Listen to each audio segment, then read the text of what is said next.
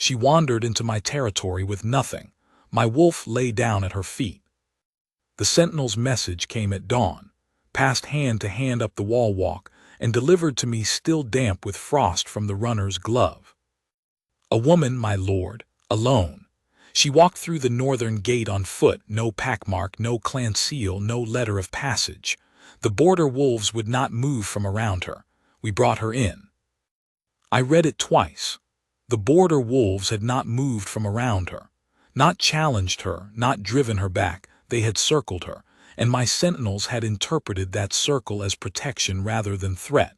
And so they had opened the gate and brought her inside the walls of Vaeldrath Keep, into my territory, without my word.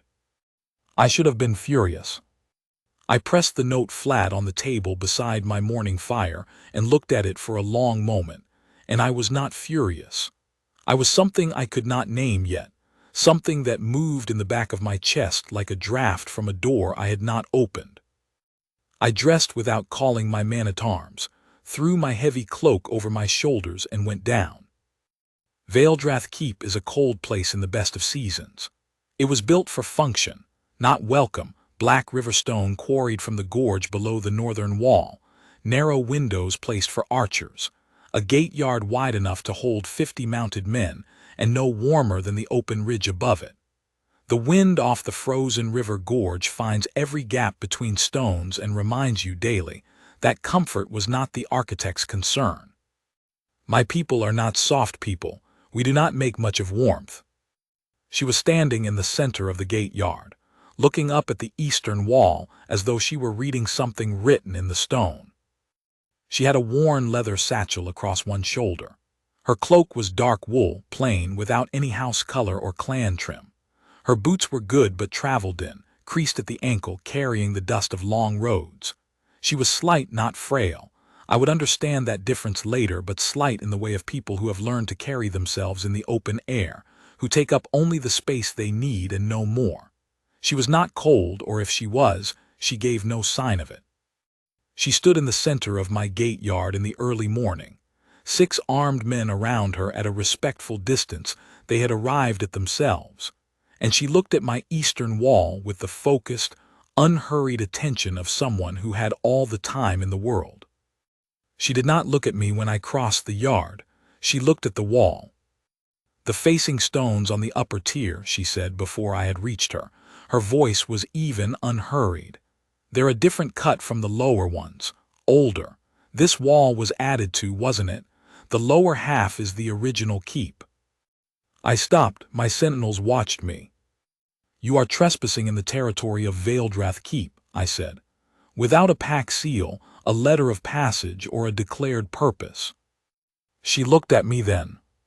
Her eyes were a deep amber brown, the color of winter bracken, and they looked at me without fear or performance, just a calm, direct attention, as though I were also something worth reading.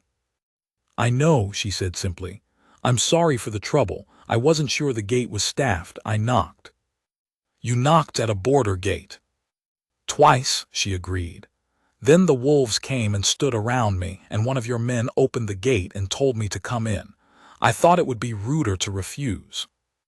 Behind me, I heard one of my sentinels make a sound that was not quite a cough. What is your name? I said. Senna. Senna what? What pack? What clan? A small pause, not evasive, genuinely considering how to answer. No pack, she said. No clan, not anymore. I walk where I need to go. I don't carry trouble with me, and I don't leave it behind me. She tilted her head slightly. If that's not enough, I'll go back through the gate. I only wanted to ask if there was a road south through the gorge, or if I'd have to climb back over the ridge. I looked at her for a long moment. My wolf, deep in the inner yard behind the keep's main door, had been still since I'd woken, not sleeping. I would have known the difference, but still, alert, in the posture he used when he was paying attention to something my own ears couldn't reach. There's no road through the gorge, I said. The river's frozen, but it's not safe to walk until deep winter. You'd have to climb. Then I'll climb, she said agreeably and picked up her satchel. It's 8 hours over the ridge in this weather, I said, and the clouds are moving wrong. There'll be snow before midday." She looked at the sky. She considered it as honestly as she had considered everything else, with her full attention, no posturing, no dramatics. "I've camped in snow before," she said. "Not on my ridge, you haven't." I didn't know why I said it. The words came before the decision did, and once they were in the air I couldn't reasonably take them back. "We have a guest room in the outer wing. You can wait out the weather and go south when the sky clears." She looked at me again, that steady reading gaze. "You don't know me," she said. "You don't know where I've been or what I'm carrying." "My border wolves circled you," I said. "They don't do that for trouble." A beat of silence. Then something shifted very slightly in her expression, not surprise, but a softening, as though a held breath had been quietly let out.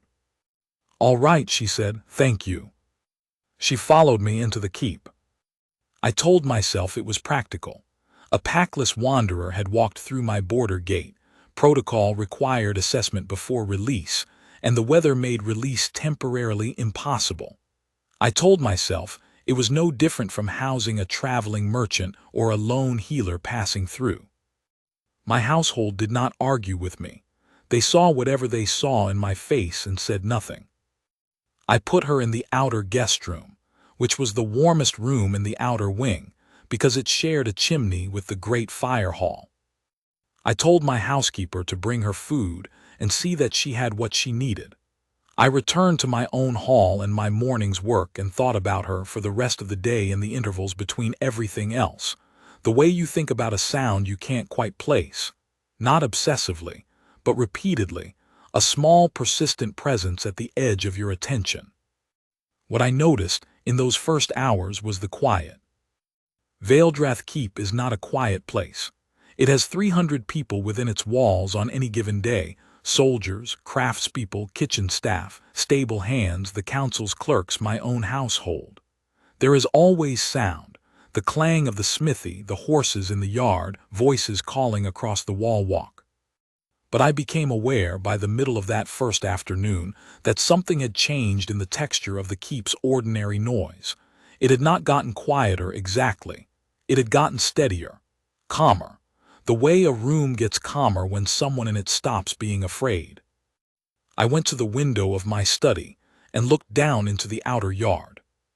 She was at the far end of it, near the stable doors, and 3 of my yard dogs, large, territorial animals who answered to my stable master and no one else without considerable negotiation, were sitting in a rough semicircle around her, not pressing in, not demanding her attention, just sitting in her vicinity the way dogs sit when they have decided somewhere is safe. She was not coaxing them. She was not feeding them scraps or making the high soft sounds people make when they want an animal's approval. She was simply standing near the stable wall, and they had come to sit near her, and that was apparently the whole arrangement. She noticed me at the window. She did not wave or call up to me.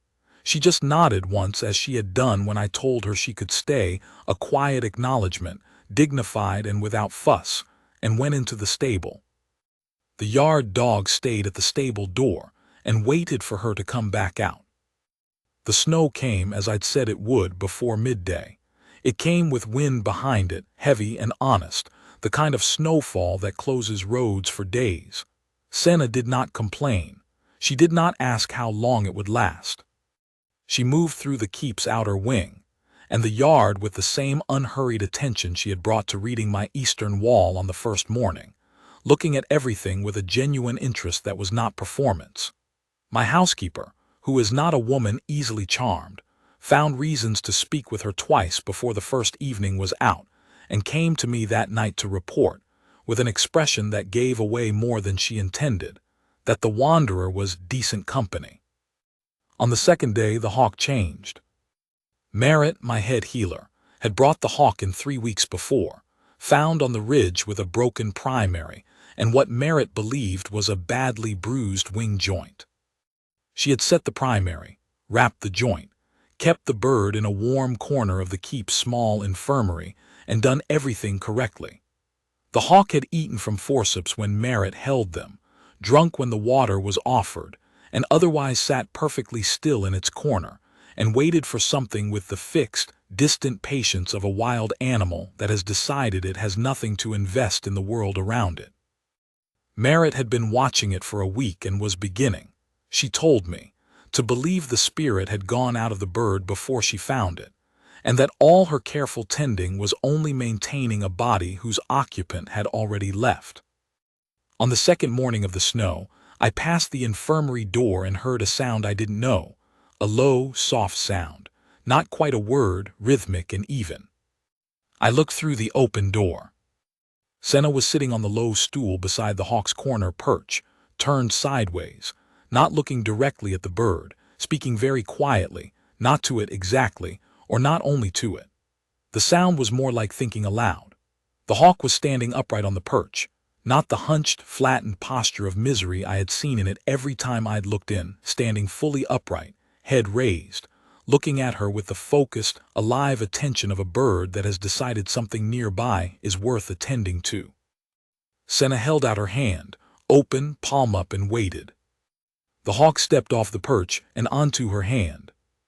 Merritt, standing just inside the door to my left, made a very small sound. We watched the hawk stand on Senna's hand for a long moment, perfectly still, its bad wing slightly low but its posture proud. Then Senna lifted her other hand slowly and ran one finger very gently down the crown of the bird's head. And the hawk, this hawk that had eaten from forceps and nothing else, that had sat in its corner for 3 weeks without a shred of interest in any person who came near it, leaned into her hand. Merritt looked at me. I looked at the floor and found nothing helpful there. That evening I ate in my hall rather than my study, which I only do when counsel is sitting. My hall master raised an eyebrow. I told him I wanted company, which was not a thing I had said to him in recent memory. I was not thinking about the hawk. I was thinking about the thing at the back of my chest, which had stopped being a draft from an unidentified door and had become something more like a warm pressure, steady, low, not unpleasant, quietly insistent. My wolf had not settled in 2 days, not agitated, not pacing, not sounding, but up and alert, oriented toward the main door in a way that was new. He had not been oriented toward anything in a long time. On the 3rd day, the snow eased. Senna went out to the stables in the early morning, and I happened to be crossing the inner yard at the same time, going nowhere in particular with more purpose than the errand warranted. She was carrying a bucket of water from the well, not struggling with it, taking the slight weight of it as part of the ordinary business of being in a place. The road south should be clear in a day, I said, not because I had checked, because it was a thing to say. That's good, she said, without looking up from the bucket. Where are you going? South, I mean. What are you heading toward? She set the bucket down beside the stable door and looked at me with that direct, unperformed attention. I'm not sure yet, she said. I've been walking since the end of summer. I'll know when I get there. That's not an answer. It's the only honest one I have. Not defensive, just factual. I used to know exactly where I was going. I had a clan, a place, a set of people who expected me to be somewhere particular. Then I didn't have those things anymore, and I walked, and I found out that walking without a fixed destination is not the same thing as being lost. She paused. Does that make sense? No, I said. It made complete sense. I said no because the honesty of it had come in under my guard and I needed a second. She looked at me steadily. You've been somewhere for a very long time, she said. Haven't you? Not in the physical sense. I was silent. I don't mean anything by it, she said. It's just sometimes still people have the same quality as very deep water, calm and very far down. She picked up the bucket and carried it into the stable. I stood in the inner yard in the cold for a moment. The great fire hall chimney was putting up its morning smoke to my left. The wall-walk sentinels were making their quiet rounds overhead. Somewhere in the inner wolf yard, behind the carved wooden door set into the keep's main wall, I could feel my wolf standing with his massive head turned toward that door. I went back inside. The council sat that afternoon. 3 of my senior lords had ridden in before the snow, and they sat at the long table in the fire hall and dealt with the business of the hold's winter. Grazing rights, a disputed mill claim, the question of the Northern Patrol schedule. I sat at the head of the table and did my work and answered my lord's questions and was present to all of it. And underneath all of it there was the warm pressure in my chest, steady and unhurried, that had been there since the first morning. Lord Keeton, who has served my father and then me for 30 years, and has earned the right to say things others don't, waited until the other lords had left, and the fire hall was empty save for the 2 of us. "The Wanderer," he said without preamble. "She'll go south when the road clears," I said. He refilled his cup. "And you'll let her." "She's a traveler, Keeton. A packless wanderer who came through the border gate in a snowstorm. The wolves didn't challenge her." "The wolves didn't challenge her," he repeated thoughtfully. "And your wolf has been standing at the inner gate since yesterday." I said nothing. 30 years, Keeton said, "and I haven't seen your wolf stand at that gate for anything.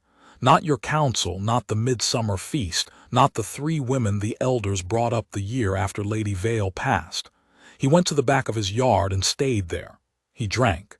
He's standing at the gate." "Animals are odd," I said.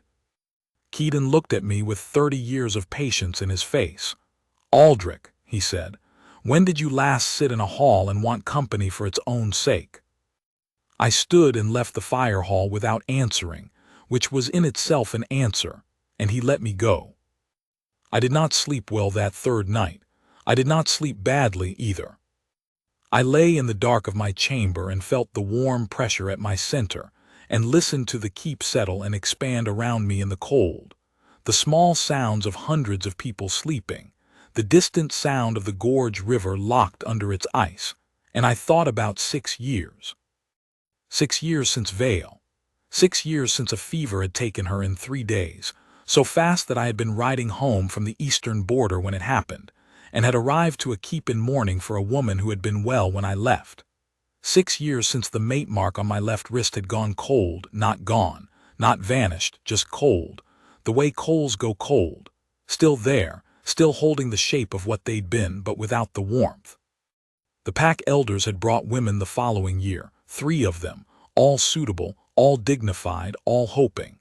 My wolf had turned away from every one of them and gone to the back of his yard, and I had thanked the women courteously and ended the proceedings. The elders had tried again the year after, and my wolf had done the same. After the 3rd year they had stopped trying, and I had stopped expecting. 6 years is long enough to stop expecting. I thought about a woman standing in my gate yard, reading my eastern wall. I thought about border wolves circling her without challenge. I thought about a hawk stepping off its perch and leaning its head into her hand. I thought about yard dogs sitting in a patient semicircle. I thought about a woman setting down a bucket and telling me that being without a fixed destination was not the same as being lost. I thought about how she had looked at me, not with hope or performance or the careful attention of someone who wants something from a powerful person, but with the same honest, reading regard she gave to old stone walls and injured birds, as though I were worth genuine attention, and the genuine attention was simply what she gave. The warm pressure at my chest was steady and patient. I put my left hand over the inside of my wrist, where the cold mate mark lay, and held it in the dark. On the 4th morning the sky was clear. The road south would be open. I dressed early and came down to the fire hall, before the household was fully awake. My cook's apprentice was banking up the breakfast fire. I took my cup and stood at the hall's tall window, looking down into the outer yard. Senna was there. She had her satchel repacked and over her shoulder. She was standing in the early light, not looking at me, looking up at the eastern wall again, the same wall she had studied on the first morning, reading the language in its stones. In the clear winter light her dark cloak was sharp against the white of the snow-covered yard, and the packed satchel said plainly that she was ready to go. Something in my chest contracted, not painfully, but with a finality I was not prepared for. The inner wolfyard door was in the wall to the south of the fire hall, set at the far end of the courtyard that connected the outer yard to the hall's entrance. It was a heavy carved door, old, kept oiled and well fitted. I heard it from where I stood at the hall window before I saw it move. A sound like a bolt being released from the inside. Not forced. My wolf did not force doors. He understood them, but the latch lifting, the way he had been taught to lift it as a young animal when I wanted him free to range. A sound I had not heard in 6 years because he had not used that door in 6 years, had not wanted to come into the courtyard for anything I had offered. The door swung open. My wolf came through it. He is large, larger than most of his breed, heavier through the chest, with the pale silver-gray coat that runs in the vein bloodline and the particular quality of stillness that makes people step back when he moves through a space, not from fear exactly but from an instinctive recognition of what they're near. He came through the door, and he crossed the courtyard in a direct, purposeful line, not slowly, not hurrying, with the unhurried certainty of an animal that knows precisely where it is going. Senna saw him when he was halfway across the yard. She did not step back. She did not call out to me or to the sentinels above. She turned fully toward him and stood still, and the expression on her face, I would carry it with me for the rest of my life, was not fear and was not performance. It was the same expression she gave to the old stones and the injured hawk, a full, honest, unhurried attention. My wolf crossed the remaining distance and stopped before her. He looked at her for a long moment, the way he sometimes looked at me when he was deciding something, his golden eyes level, his great head slightly tilted. Then he lay down. He lowered himself onto the snow of the outer yard, folded his legs beneath him, set his chin level and lay down at her feet. Not submissive, not crouched or cowering, not performing anything, simply at rest. The rest of an animal that has arrived at the place it was going and found what it was looking for. I felt the mate mark on my left wrist go warm. Not the gradual warming of a fire catching, not a slow return, a direct, sudden warmth, the kind that reaches the bone before the skin has time to register it, and I had to put my hand against the window frame to stay upright. The warmth spread up my arm and into my chest, and it was indistinguishable from the pressure that had been there for 3 days. And I understood, in the moment they became the same thing, that the pressure had been the beginning of it, had been the bond recognizing something my mind had not yet caught up to. In the courtyard below, Senna had looked down at my wolf with an expression I could not read from where I stood, something between recognition and sorrow and a great, quiet relief. She did not reach down to touch him. She stood still and let him be at her feet, and her left hand was pressed against her own wrist. I left the fire hall. The courtyard air was sharp and cold, and the sky above it was the pale, clear blue of early winter mornings, and my boots on the snow were the only sound in a keep that had gone, somehow, without my noticing, completely still. Keaton was behind me. I was aware of him without turning. He had followed from the hall door and stopped at a respectful distance. I was aware of other figures along the upper wall walk, sentinels pausing in their rounds. I was aware that the fire hall door, which I had not fully closed behind me, had been quietly filled by Lord Davin and Lord Mears, both early risers, who had been in the hall and were now standing in the doorway without speaking. None of them mattered, in the way that a fire doesn't notice the walls of the room around it. Senna looked up when she heard my boots on the snow. She looked at me the way she had looked at me since the first morning, directly, reading without performance, and there was something new in it now, or something that had been there all along and I was only now capable of seeing it, a recognition that matched mine, a quiet, certain knowledge. My wolf raised his great head and looked at me. He did not stand. He was at rest. He had done his part. I stopped in front of her. We were close enough that I could see the gold in her amber eyes, and the small, careful way she was pressing her fingers against her left wrist, and the fact that she was not quite steady, that underneath the calm she had carried since the gate yard, something in her was shaking very slightly, not from cold. "How long," I said quietly, "has your wrist been warm?" "Since yesterday evening," she said. Her voice was even, but she told the truth simply, the way she did everything. I thought I was imagining it. "You weren't." "No," she looked down at my wolf for a moment. "He's beautiful." "He hasn't come out of his yard in 6 years," I said. "Not for anything I offered him, not for anyone the council brought." She looked up at me. "6 years," she said softly. "My mate died," I said. It was not a thing I said generally. 6 years ago, I thought I started again. I thought that was the end of it. One mate, the mark goes cold, you become someone who used to be capable of that. Her eyes were very steady. "You thought you'd used up your capacity for it," she said. "Yes. But the bond doesn't think so." I looked at her left wrist, where she was still pressing her own fingers. "May I see it?" She lifted her hand from her wrist and turned it, palm up. And there it was, the mate mark, hers, new and vivid, the deep silver blue of an active claim, exactly mirroring the warmth I could feel in my own. She had been walking for months with no clan and no pack and no name she was heading toward, and the bond had been waiting, patient and warm, for her to arrive at a particular gate in a snowstorm. I held out my own wrist beside hers. The marks were paired, mirror images, the same pattern in the same silver blue. We stood like that in the snow, wrists side by side, my wolf at rest at her feet, the cold air around us. From the hall doorway I could hear Lord Davin say something quietly to Lord Mears. From the wall walk, nothing. The sentinels had stopped their rounds entirely. "I was going to leave this morning," Senna said. Her voice was very quiet. "I packed my satchel.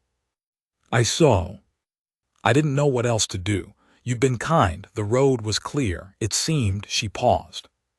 "It seemed like the sensible thing. And now—" She looked at my wolf, who was watching her with his golden eyes half closed in something I had not seen in him in 6 years. Ease. Simple, unguarded ease. "And now he's lying down," she said, "and the marks match." "Yes," I said, "they do." "I don't know how to be in a pack," she said, not as a warning but as a fact she wanted me to have clearly. "I haven't been in one for a long time. I walk where I need to go. I don't promise things I can't keep." "I'm not asking you to be in a pack," I said. "I'm asking you to stay. Those are different things." She considered that for a moment. Genuinely considered it, not performing reluctance, not angling for more, simply being as honest with my words as she was with everything else. "The hawk is still healing," she said at last. I waited. "Merritt has done well with the wing," she continued, "but the joint will need another 3 weeks before it can bear full extension, and the bird shouldn't be rushed." She looked at me. "I wouldn't want to leave before the hawk is ready." Something shifted in my chest, not the warmth of the mark, but something quieter than the mark, something that was only mine and had nothing to do with destiny. I recognized it after a moment. Hope, the simple, unmistakable sensation of it, returning after a long absence. "The hawk," I said carefully, "will need as much time as it needs." 3 weeks at least," she said, "maybe 4. "Then you'll stay 4 weeks. And then the road south. Not a question, a condition, laid out clearly." She was not promising herself away in the first wave of warmth and wonder. She was being exactly who she had shown me she was. "I'll see how things are then." "That's honest," I said. "I'm always honest," she said. "I find it's less tiring." A breath of wind came through the gate yard, light and cold. My wolf sighed a long, contented exhalation and laid his great head on his paws. Keaton behind me made a sound. Not words, just a sound, low and rough, that in 30 years of service I had never heard from him before. I turned slightly and saw his face, and then I looked away, because some things deserve a moment of privacy even in public. I looked at the marks on our wrists, side by side. I looked at the woman who had walked through my border gate in a snowstorm carrying a worn satchel, who had read my walls and tended my hawk and carried my yard dog's water without being asked, who had told me the truth plainly when I hadn't been ready to hear it, who had stood still in my outer yard when my wolf crossed the courtyard toward her, and had not performed anything, not gratitude, not fear, not hope, but simply been what she was. I reached out. She looked at my hand, and then she put hers in it. The mate mark sealed, not with a flash or a declaration, but the way a key turns in a lock that was made for it, a small exact click, and the warmth that had been building for 3 days became complete. Not overwhelming, just complete. The way a room feels when someone lights the lamp. My wolf raised his head and looked at us. Then he stood slowly, with the dignity of a very large animal who has done exactly what he intended, shook the snow from his coat, and walked with great calm back to the inner yard door, which he lifted the latch on from the inside and pulled closed behind him. In the doorway of the fire hall, Lord Davin finally spoke. "My lord," he said, his voice was not quite steady, that is, the council would. "The council will sit this afternoon," I said, without looking away from Senna.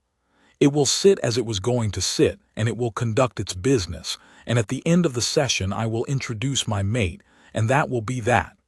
I finally looked at Davin. "Write the formal record when you're ready, Davin. There's no urgency." Davin nodded. He was a meticulous man who kept impeccable records, and he looked in that moment as though he might prefer to sit down. "Come inside," I said to Senna. "The hawk will be in the infirmary, and you'll want to check on it before breakfast." "Yes," she said. She was still holding my hand, unhurried, in no particular rush to let go. "And the yard dogs were at the south wall this morning. The big gray one has something wrong with his right foreleg. He's been favoring it since yesterday, and your stable master hasn't noticed." "I'll tell him." "Or I can," she said. "I was going that way." We walked back toward the fire hall door together. My wolf yard was quiet behind its carved door. Keaton, as I passed him, said nothing, only put his hand briefly to his chest in the old gesture, the one that keeps people made for things they had no words for. I answered it with a nod, and we went inside. 4 weeks became 6, 6 became the winter. The hawk, when Merritt finally pronounced the wing ready, on a cold, clear morning in the deepest part of the season, spread its mended primary and beat its wings once, twice, lifted from Senna's offered hand, rose into the courtyard air in a long, steep spiral, and climbed until it was a dark mark against the white sky. We both stood and watched it go. "There," Senna said softly. "There," I agreed. She put her hand in my arm, the way she had taken to doing when we stood together, quiet and direct, no ceremony to it, simply a fact. I put my hand over hers. The road south stayed clear all winter. She did not take it. In the spring, she did not take it either. She walked it instead with me one morning, just to see where it went, out through the northern gate, down through the gorge path on the far side, and back up along the river to the east wall.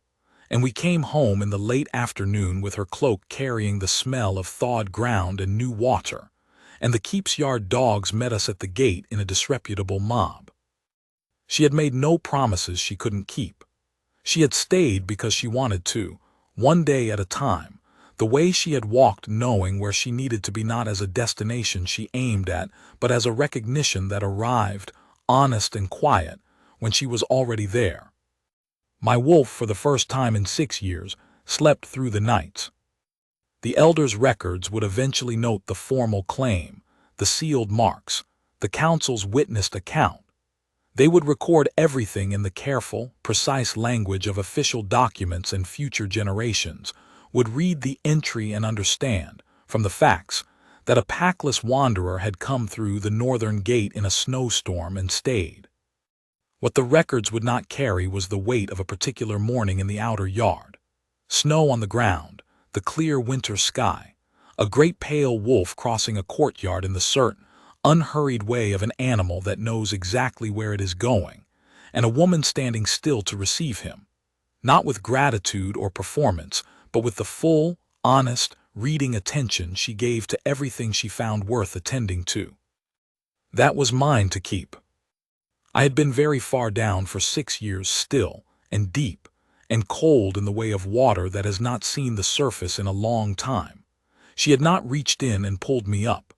She had simply arrived beside the water and been what she was, and something in the depth had recognized her and begun, quietly, without asking permission, to rise. She is particular about the hawk's perch, now that it comes back some mornings and sits in the infirmary yard. She is particular about the yard dog's feet in winter, which crack on the frozen stone if no one sees to them. She is particular about the east wall. She has given me a full account of every place the facing stone has shifted, and what it means for the structure, which I have passed to my stonemason, who was gratifyingly impressed. She is my mate, and she is exactly who she was the morning she walked through my gate, reading the world carefully, giving her full attention to the things that deserved it, carrying no more and no less than she needed to. My wolf knew before I did. He usually does.